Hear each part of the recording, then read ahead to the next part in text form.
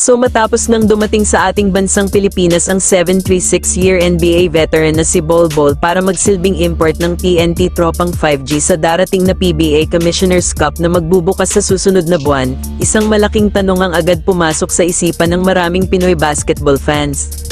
Pwede kaya siyang gawing naturalized player ng Gilas Pilipinas? Aminin natin mga idol, exciting talaga ang ideya. Isipin mo ha, isang 7'3" na player na hindi lang basta matangkad, kundi mabilis gumalaw, kayang maglaro sa loob at labas.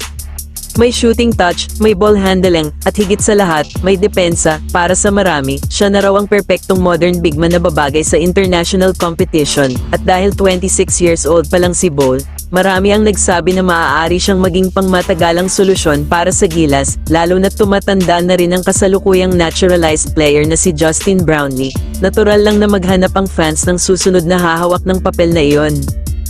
Pero habang lumalakas ang usapan sa social media, isang realidad ang agad pumihil sa pangarap na ito. Ayon sa report ng Fast Break, kinumpirma umano ni TNT Team Manager Jojo Lastimosa na mismong si Bol Bol na ang nagsabi sa kanya, malabo ang posibilidad na maglaro siya bilang naturalized player ng Gilas Pilipinas. Ang dahilan, may commitment siya sa South Sudan para sa paparating na 2028 Los Angeles Olympics.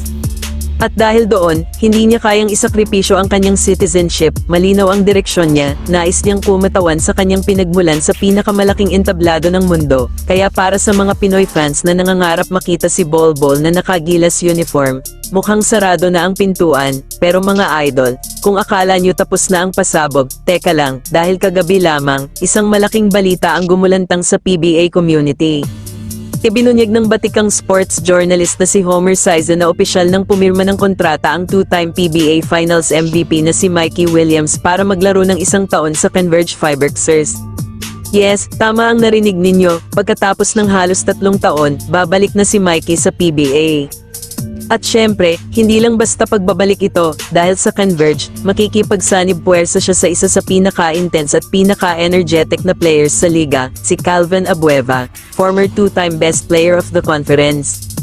Isama mo pa ang dalawang rising stars na sina Justin Baltazar at Juan Gomez de Liaño. Biglang naging sobrang intriguing ng Converge lineup, kaya ngayon, ang tanong ng marami, pareho pa rin kaya ang makikita nating Mikey Williams, sa edad na 34, at matapos ang ilang taon na hindi naglaro sa professional league, posible kayang naapektuhan ng kanyang laro, nandyan pa rin kaya ang explosiveness, ang scoring ability, ang clutch mentality na nagdala sa kanya sa finals MVP honors, o baka naman, mas naging veterano at mas naging lethal pa siya.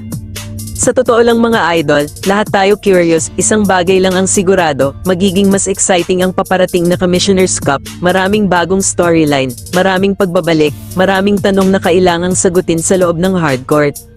Kaya abangan natin kung ano ang mangyayari sa pagbubukas ng Commissioner's Cup sa susunod na buwan, maraming tanong ang masasagot, maraming bagong kwento ang mabubuo, at siguradong mas iinit ang kompetisyon sa PBA.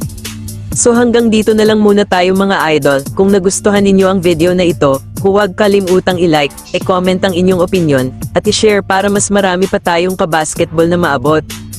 At kung bago ka pa lang dito sa channel, make sure na mag-subscribe at pindutin ang notification bell para lagi kang updated sa lahat ng maiinit na balita at analysis sa mundo ng basketball. At ito ang Race Hoops Universe, tahanan ng tunay na usapang basketball. Kita-kits tayo sa susunod na video.